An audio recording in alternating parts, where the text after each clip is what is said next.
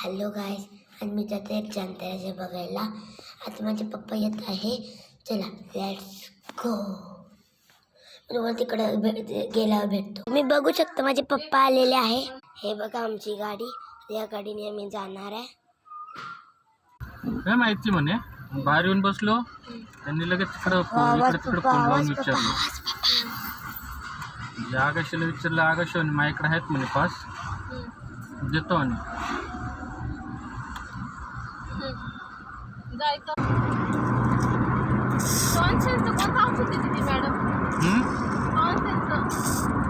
Tonsil सुरले का.